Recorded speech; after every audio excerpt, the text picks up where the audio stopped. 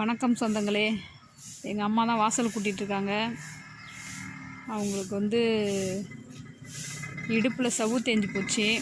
அதனால் அவங்களால குனிஞ்சு கூட்ட முடியாது. அதனால் நின்றுக்கிட்டு நீட்டு விளக்கமரா வச்சுக்கிட்டு நின்றுக்கிட்டு தான் கூட்டுவாங்க. குனிஞ்சு நிமிர்ந்து வேலை செய்யக்கூடாது, வெயிட்டு தூக்கக்கூடாது, நின்னபடி வேலை செய்யுங்க, இது மாதிரி நின்றுக்கிட்டே கூட்டுங்க அப்படின்னு சொல்லி டாக்டர் சொன்னாங்க. எக்ஸசைஸ் மாதிரி இருக்கட்டும் அப்படின்னு. ரொம்ப வேலை செஞ்சாங்க.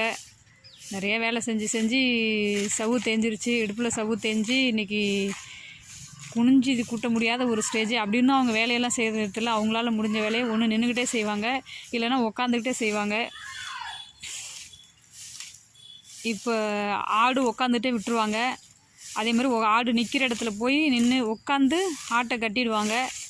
கட்டிட்டு அதே மாதிரி தழை இருந்துச்சுன்னா மேலே, அதாவது ஒரு மிளாறு குச்சி நிறைய போடுறதுன்னா குச்சி போடல அந்த மாதிரி இடத்துல தழையெல்லாம் போட்டு வெட்டிட்டு வந்து போட சொல்லிடுவாங்க.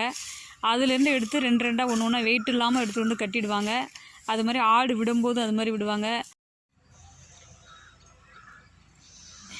இப்படி தான் ஆடு எங்கே நிற்கிதோ நிற்கிற இடத்துல போயிட்டு காலை நீட்டி போட்டு உக்காந்துட்டு அவுப்பாங்க. ஏன்னா காலை அந்த காலை மடக்கக்கூடாது.